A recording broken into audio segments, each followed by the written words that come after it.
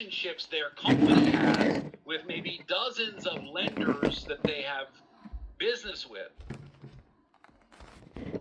to shop your borrower's application for the best offers. Based on the strength of your borrower's application, you will receive offers from maybe dozens of lenders. And as a broker, you sift through those offers and help your client determine which one of them best serves them. And the broker is paid a fee for that legwork. A mortgage broker fee directly affects the amount of money the borrower's got to bring to the table to close their loan. So while, again, we will talk about the role of the mortgage broker over and over again this week, it's mentioned here initially under RESPA because it directly affects the amount of money the borrower's got to bring to the table. Many people would argue, yeah, if you use a mortgage broker, it's going to be more expensive to get a loan. Well, maybe up front. Maybe using a mortgage broker may cost you another $1,000 or $2,000 to originate the loan. But what if that mortgage broker is able to find you a rate that's a half point cheaper because of the relationships they have? And over the length of that loan, if it's a 30-year mortgage, they might have just saved you $70,000 in interest. That might be a better move for a borrower, right? Again, it all depends on the circumstance of each deal. You see referrals defined there as a written or oral influence in the selection of a service provider. I'll say again, referrals are A-OK. It's an expectation, really, of your client that in doing business with you, you'll help them choose third-party providers they need to utilize in order to get their deal done. Perfectly legitimate. We just cannot pay referral fees in exchange for those relationships. You see those relationships exist in this list of settlement service providers at the top of the next page. It's a bulleted list. It's non-exhaustive, which means it doesn't necessarily include every third-party service provider that's been utilized over the course of mortgage history. Nor is it a list of everyone that's used in every transaction. For example, if you're doing a refinance loan with your client, you need not use a real estate agent. So you don't always have real estate agents involved in every deal. If you're doing, let's say, a streamlined refinance loan, let's say through the FHA's program, you may not need have an appraisal done. You may not need to have a credit report pulled. So the list of settlement services on this page are just meant to give you examples of very common use cases, but not every transaction has the same combination. The point is, getting a mortgage loan is a little more complicated than just calling a mortgage broker and say, I need money, and the mortgage broker saying, where do you want me to send the check? There's a lot of moving parts. You see below that the sham affiliated business arrangement being defined here as a partnership or joint venture created between service providers for the illegal purpose of splitting fees under the guise of a bona fide affiliated relationship. This is meant to look like a legitimate relationship, but really is meant to hide or veil illegal fees. The company that I worked with first about 26 years ago in this business, almost 22 months, almost 2 years. It was a subprime mortgage company that I got started with, one of the largest in the country at the time. And the two guys that owned the retail branch I worked from with that company, they also owned a title company that they encouraged us to use. I say air quotes encourage because we got in trouble if we didn't use their title company. And their title company charged about twice as much as what normal title services cost at the time. And a lot of us, because they hired brand new people to the business, we didn't even know. And it took some of us, 6 months, 9 months, 12 months to figure out why in the world are our title fees as expensive as they are. Well, here's why. In that situation, 5-Star Title, what we'll call their title company, charged about double what title services really cost, and 5-Star Title didn't actually do any title work. They they referred that title work or contracted that title work out to another company behind the scenes to get all that work done, which meant that Five Star Title was making upwards of $500 to $1,000 per file for title work they didn't do. It was a sham affiliated business arrangement. Paperwork-wise, it all was supposed to look legit, but behind the scenes, it was taking advantage of consumers. And it was a veiled referral fee for the guys that owned Five Star Title. A thing of value is defined at the bottom of that page. Can include cash for sure, but it's not limited to cash. It can include discounts, commissions, salaries. It can include tickets to theater or sporting events, services at special rates, trips at someone else's expense. In other words, something of value being exchanged for influence. And we said that it's considered illegal. Whether it was agreed upon or not ahead of time, it's considered illegal if something of value is given and accepted. And here's the argument that we hear all the time from people. They'll say, well, listen, I didn't send business to John, the real estate agent, because he promised me something of value, that he promised me a referral fee. I sent business there because he does a good job. Just happens to be like a month later, he gave me a $100 gift card to Morton Steakhouse. How am I in the wrong? I didn't expect it. It wasn't required. It wasn't a part of our agreement. Well, here's what should happen if that ever goes on is you'd give that gift card back. You'd say to John, listen, I really appreciate the idea, the sentiment, but you don't have to give me that gift card. I send clients to you because I always know my clients are in great hands when we send them to your team. I always know they'll be well taken care of. I appreciate that you appreciate our referrals, but really it's unnecessary. Yeah, and again, this is where people try to skirt the law a little bit and operate in what's sometimes considered to be a gray area. They'll say, well, I never asked for it and they never promised it. Doesn't matter. RESPA defines it very simply. They say if something of value is given and accepted, that's considered an agreement or understanding. Now, again, there's people on the call here this week that have been around for as long as me. You know it goes on. It goes on all the time. It goes on all the time, and I'm not suggesting to you to get really successful in this business, you got to figure out how to get away with it. That's not what I'm saying. I've been around this business a long time, and I've been teaching these kinds of classes and helping people get their businesses up and running for a long time, and I'll regularly get phone calls or emails. Hey, Ed, I thought you said this was illegal. This is what happened. Yeah, it's illegal. Don't do it. But they said they work with all their loan originators this way. Yeah, it's illegal. Don't do it. Well, they said the only way they'll work with me is if I'm willing to do this. Yeah, it's illegal. Don't work with them. It happens all the time. It's a regular part of our business, but it's not something you want to get caught up in. Somebody said to me about a year ago now, I think, maybe a little bit more than a year, a younger guy, he said to me, but Ed, if I do it the right way, it's going to take so long to build my business. And I said, right, but you're building your business the right way, which means you're going to have a stable foundation.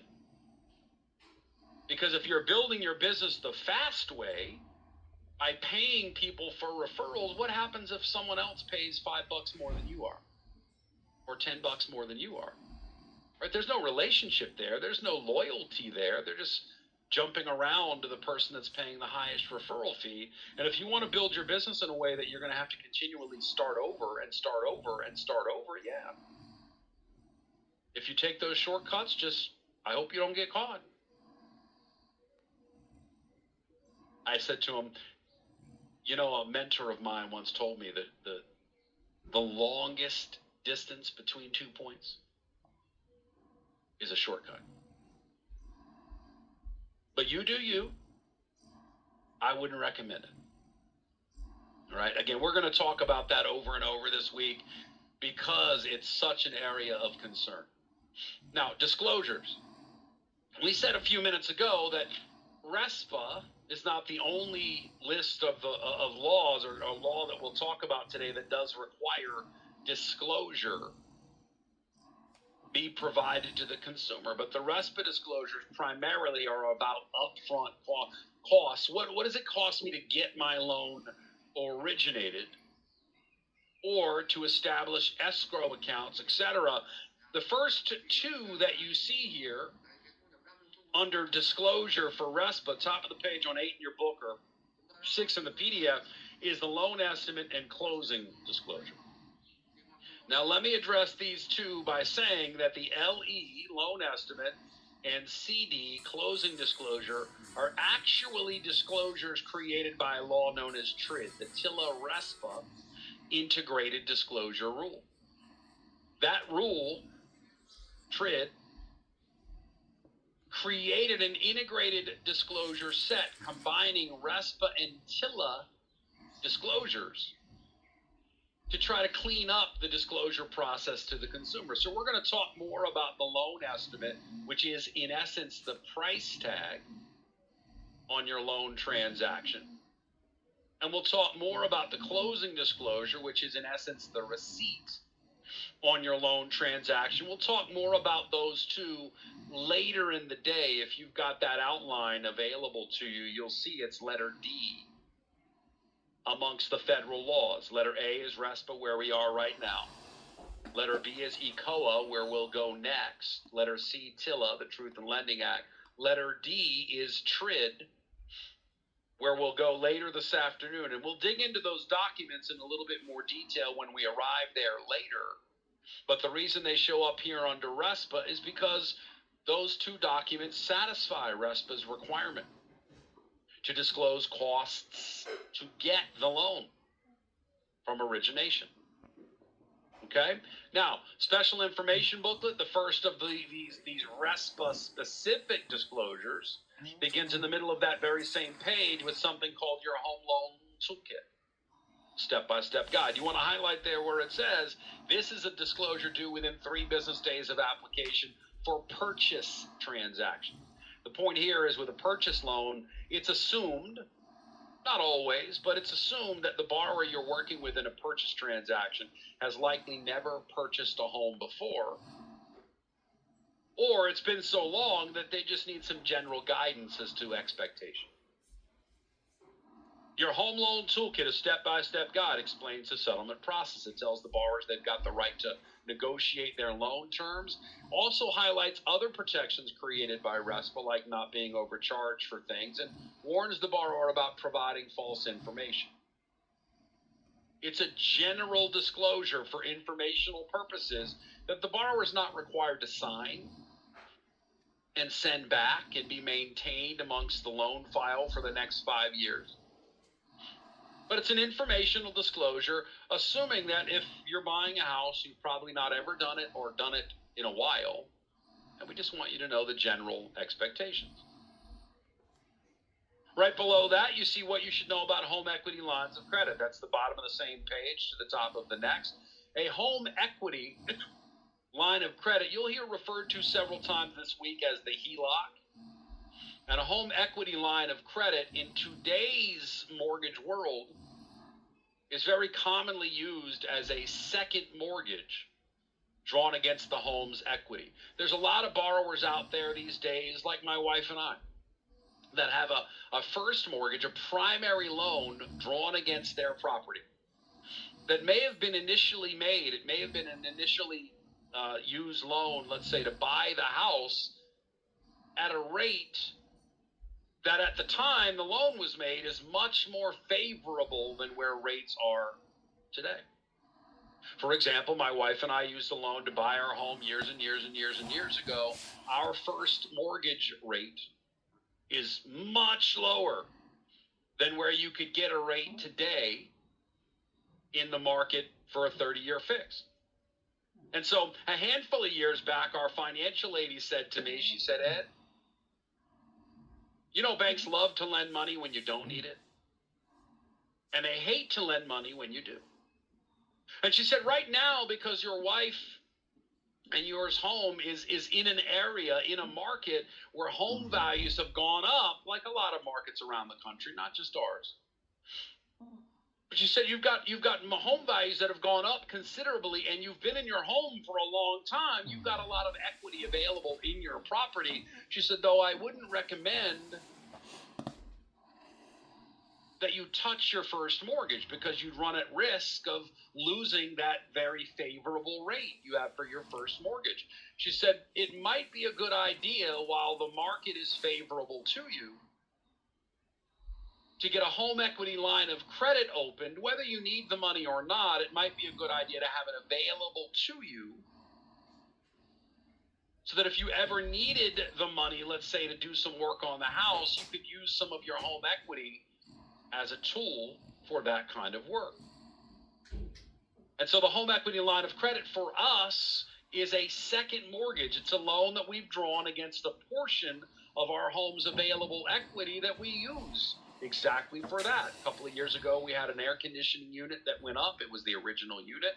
When the house was built, it was time to replace. We had a hot water heater that went up. We had to replace it. We have a roof that, in knock wood, is going to need to be replaced sometime soon. So it's those types of things that, we're going to use our home's equity, at least initially, to help pay to get those things done. We're not going to go looking for the money at the time because we've got access to it. And it's a financial tool that a lot of homeowners will use as a second mortgage drawn against the same home that their primary loan's drawn from, but accessing only a smaller portion of the remaining equity in that property.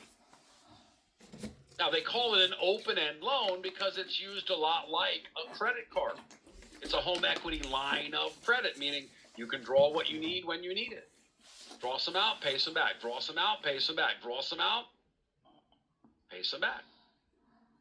But it's a financial tool, again, that this disclosure requires the borrower be made aware of its benefits and its risks within 3 business days of application. It satisfies RESPA's requirement to give some basic information about that product. Now, keep in mind, tomorrow, as we get to Chapter 2, general mortgage knowledge, and within that chapter, the section regarding products, we will revisit the home equity line of credit in a bit more detail and talk about what borrower situation might best align for its use. Very similar to what I just described that my wife and I use it for. The next of our RESPA disclosures is this affiliated business arrangement. Middle bottom of the next page there, 9 in the book, 7 in the PDF. And we said that affiliated relationships are A-OK. You can refer a company with whom your company shares an ownership stake. But if that referral is being made, there's disclosure required of that relationship's details. Highlight here where it says it is due at the time of making the referral. So in other words, if you're referring a company through whom your company has a relationship that's affiliated, you are required to disclose this affiliated relationship's details. I do want to point out, it says in bold, it's due at the time of making the referral. I'm being deliberate about this because the timing is a little different than most of the initial disclosures. Most initial disclosures that would be sent out within 3 business days of application are triggered based on when we take an application. The affiliated business arrangement disclosure is only necessary when it's needed to refer that affiliated company. Let me explain it a different way, and I don't want to break bad news to you. Again, 2 hours into our relationship here, I don't want to be the negative guy, but I want to make sure we've got realistic information. So if you're sitting down and you're okay, just be ready. Not every application you take is going to turn into a loan. Everybody okay with that? What that means is, A, you might take someone's application and discover their credit score is 380. You're not able to help them right now. So that's not going to turn into a loan, right? So you're not going to refer them to anyone yet, because you can't help them yet. You're certainly not going to refer them to an affiliated company, because if you're affiliated with a title company, you don't need to have title work done, because you can't help that client yet. You follow that? And oh, by the way, not every client you take an application from is going to want to work with you.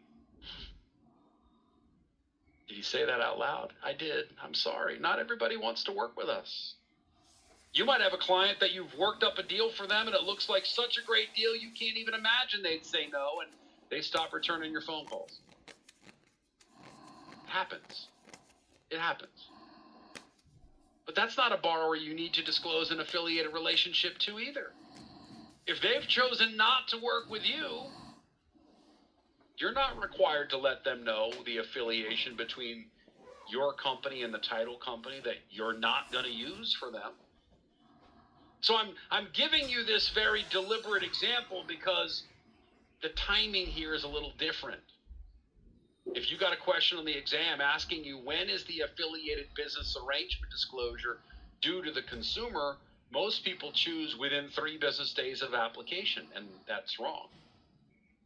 It's not due within 3 business days of application, even though that's when it's often given. So from my experience, people on the call, you know that if there's an affiliated relationship, usually that disclosure goes out with the package that we send initially. It goes out with all the other disclosures. We typically send it early before the law requires it, and that's okay. But for test-taking purposes, there's a difference. For test-taking purposes, were you to see a question that asked, when is the affiliated business arrangement disclosure due? It's not due until it's time to make the referral. One of the answers you may see will say 3 business days from application. That's wrong. Even though if you've got experience, that might be what you do. You may be, Ed, but that's what my company does. Yeah, your company sends it early, which is fine. But the test is asking you about what the law requires. The law requires it be sent at the time of referral. And the disclosure describes the arrangement. It describes the ownership stake. It describes that the referral may result in a benefit for the licensees. Now let's talk about what this means. It does not mean a referral fee. People often confuse this. They say, well, wait a second, if there's an affiliated relationship, does that mean we can get a referral fee? No. Well, what if we disclose the affiliation? Can we do it then? No. You can never receive a referral fee. When we talk about a benefit for the licensee, we're talking about the possibility of, let's say, dividends being paid based on the ownership percentage, right? If your company has a 10% ownership stake in a title company, and quarterly that title company pays your mortgage company 10% of its profits, that's based on ownership stake. It's just the same as you owning a 10% stake in a restaurant up the street in your neighborhood that does really well, right? If you've got a 10% ownership stake, you want your money, don't you? You're going to go calling every quarter going, where's my money? Where's my 10%? Restaurant looks packed all the time. That's your money. But those dividends, keep this in mind, those dividends resulting from an affiliated relationship have nothing to do with the amount of referrals being sent. It's about the profitability of that company. That's it. Don't make the mistake if you were to see a question that was worded in such a way that said, under which of the following circumstances would a referral fee be permissible? And let's say letter A says, as long as there's an affiliated business arrangement disclosure sent to the consumer. Sounds legit. Well, yeah, if it's an affiliated company, and sure, I think referral fees would be okay. People get confused by that. These are what I call false premise questions. They word a question in such a way that it makes you feel like, well, I guess there's a spot where referral fees would be permissible. I mean, look at the question. It says there's a time when referral fees would be permissible. When you see those false premise questions, usually buried at letter C or D, is an answer that would say there's never a time when referral fees can be paid. It's the one answer that negates the false premise. But you've got to read all the way through the answers to see, they tried to trick me. I see what you did. Good try. I'm not falling for it. Now, these are the types of things with regard to this test that we've got to be aware of. And listen, I experienced people on the call. This is where they get you. Because we get so accustomed to doing things the way we've always done. Oh, yeah, we always send the affiliated business arrangement disclosure out within 3 business days. That's easy. That's letter A, 3 business days. Wrong. You got it wrong. Because they're not asking about what you do or what your company does. They're asking what's right by the law. What's the timing by the law?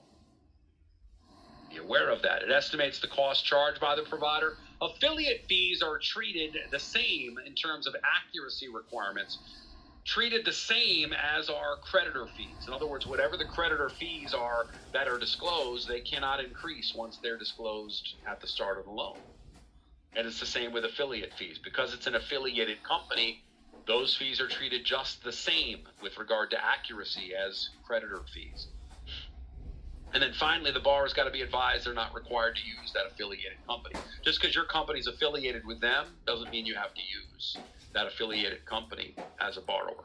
They could choose to use their own provider if they want. In fact, borrowers for many of the third-party fees, not every one of them, but many of the third-party providers involved in a transaction, they could choose their own provider if they're familiar with a third provider.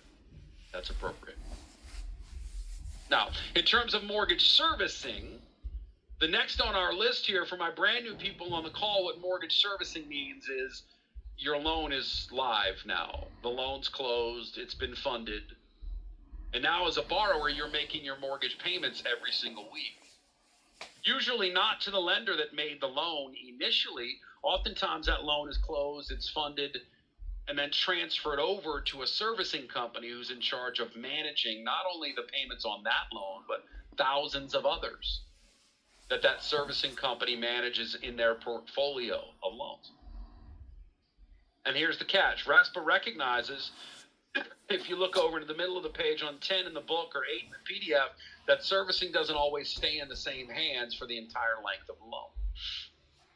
Not uncommon that servicing can change hands once or more than once over a life of a 30-year term. And what happens is this. RESPA says a transfer notice must be sent to the consumer. Think of it in this sense. If you're making your mortgage payments, don't you think it's important you be told that the company changed so that you can make your payment appropriately in April? If the servicing company changed, and March 1st was the last mortgage payment you made to the old servicer, you should be made aware that as of April 1st, I'm making my mortgage payment to a different company. And here's what RESPA says, top of that page on 10 in the book or 8 in the PDF, that a servicing transfer notice must be provided no less than 15 days prior to the transfer. It's a heads up that says really goodbye from the old servicer. That's what we call it in the business, the goodbye letter. Hey, Mr. Jones, just wanted to let you know it's been real. We've been your servicer for the last 3 years, and we've really loved every minute of it. But we're leaving you.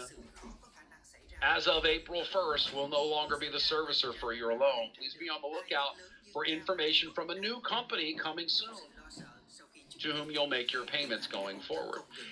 That's the transferee. The transferee is required to send notice no more than 15 days after the transfer. We like to say the two 15-day transfer notices should bracket the transfer date itself. The old servicer says goodbye at least 15 days prior to the transfer. The new servicer says hello within 15 days of having taken over. And then if you look in the middle of that same page, it does say the new servicer must maintain or honor what is a 60-day grace period of sorts. where they're not allowed to either charge you a late fee during the first 60 days of that relationship, nor can they report you late to the credit bureaus within the first 60 days of having taken over. The point is, if your servicing has been transferred to a new company and you missed the first payment, the likelihood is you probably missed the memo. As a consumer, you shouldn't be punished up until the point the new servicer has absolutely done their due diligence in that first 60-day window to make sure that everybody's on the same page. And that it wasn't just a mistake that you missed that first payment. Good credit isn't We call it the 15-15-60 rule in terms of servicing transfer.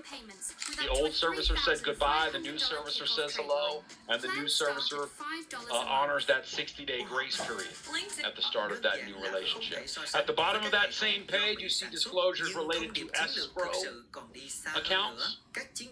First and foremost, it mentions there that there is a preventative requirement there. RESPA and Reg X prevent loan servicers from overcharging by requiring an annual analysis be done.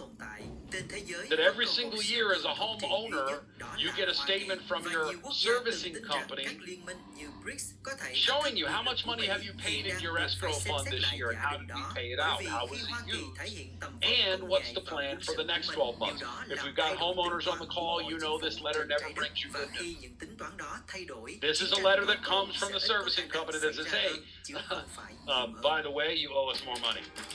You know why? Because your property taxes went up again, so we've got to collect another $38 a month to make sure we can cover that bill for the next year. That's always what's going on in that letter, right? They never give you good news. So that annual escrow analysis gives you that review. There's a secondary bullet. It says there's also a limit to the amount of cushion the borrower is expected to maintain to cover unanticipated disbursements. It says to 1/6 of the estimated total annual disbursement. In plain English, that means 2 months. You might want to just write 2 months there in parentheses.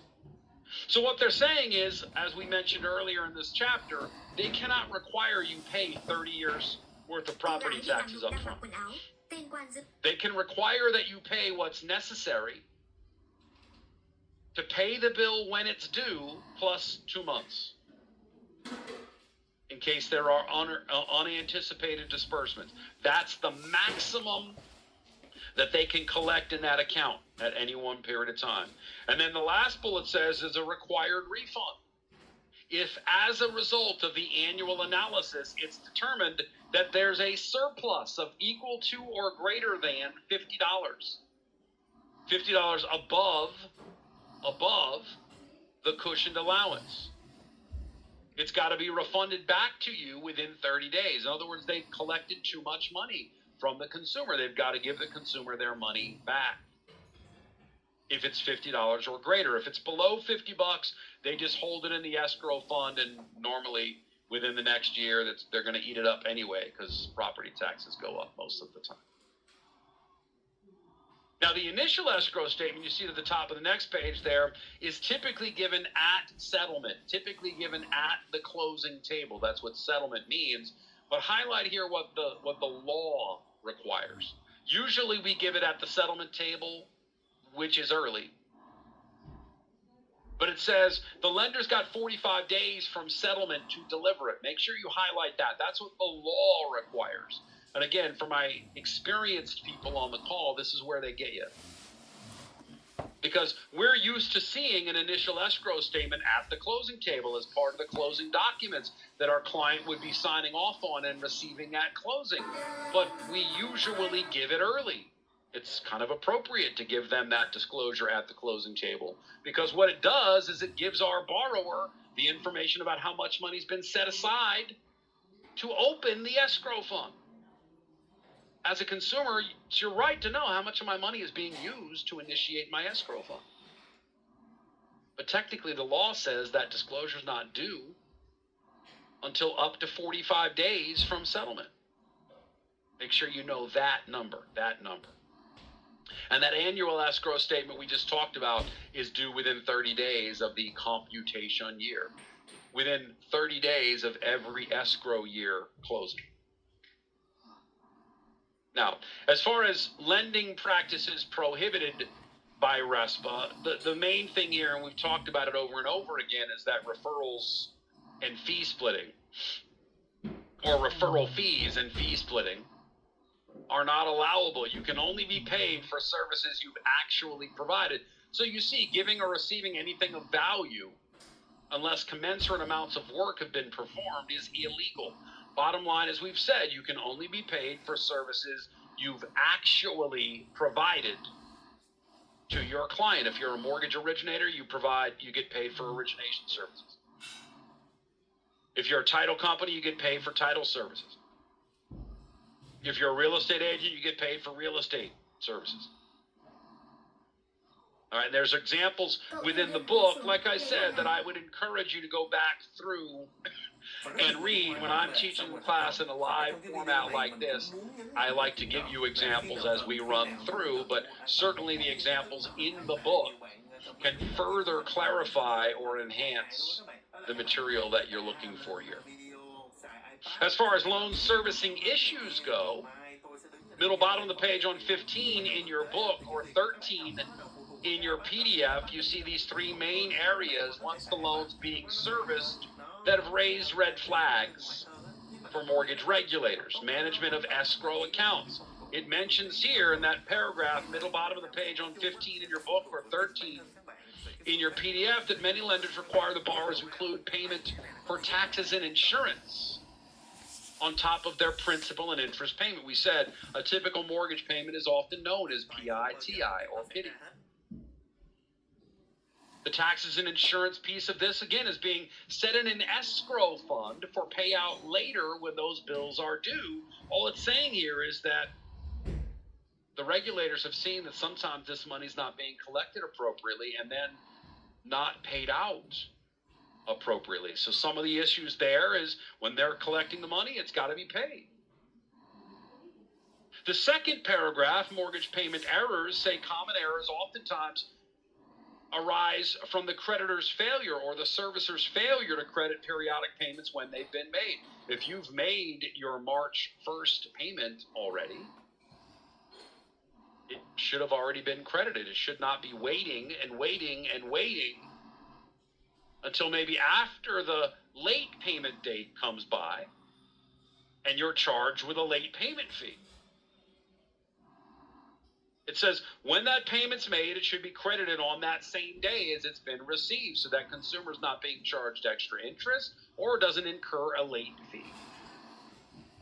And then finally, force-placed insurance at the bottom of that page. It mentions here that a servicer may obtain force-placed insurance if the borrowers fail to maintain their own. For my brand new people on the call, when you borrow money to buy a home, that lender will require that you insure that home against damage or loss for at least the length of time that you've got a loan drawn against the property.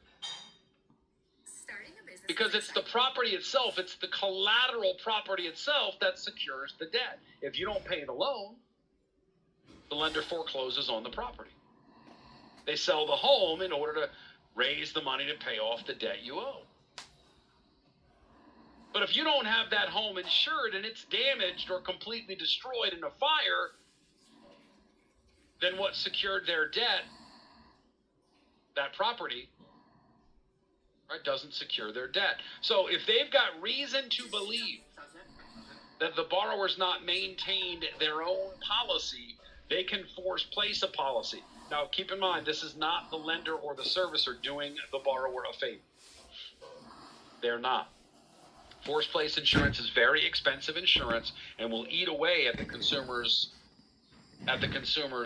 escrows very quickly the longer it's allowed to stay in place. And that's why it mentions in that section it's only allowable if there's reasonable basis to believe the borrower has not maintained their own insurance. Right, so that takes us over to penalties. If we jump now to the top of the page, on page 17, we'll talk more about foreclosure process later in the week in chapter 3. But penalties for violating Reg X, the top of the page on 17 in the book, 15 in the PDF, references Section 8 of RESPA. Not Section 8 housing, but specifically Section 8 of RESPA that deals with unearned fees, referral fees, kickbacks. And it says there's fines of up to $10,000 and prison sentences of as long as 1 year in the event that someone has paid for or been paid for referrals, for influence. And we said this is something that goes on all the time. It's a pretty serious penalty as well. One of the reasons it's so serious is because they're trying to persuade people not to do it because they know it's that difficult to prove. That people will do it. But they're trying to dissuade people from doing it by making the penalty so steep that if you were to be caught, it's more than just a slap on the wrist. You could go to jail. Now, as far as servicing penalties there, again, and civil penalties that might arise from that, as we go through the material here today, I'd make sure to be focused mainly on the criminal penalties that might arise, and that's where you'll see me focus in terms of the delivery. We've arrived at the top of the hour break. Once again, we'll take our top of the hour break here. Once we've returned, we'll wrap up the review of RESPA with the first of our knowledge checks this week. And then we'll move into the second of what I call the 4 major laws covered under the law material. That's the Equal Credit Opportunity Act. When we return, 10 minutes from now.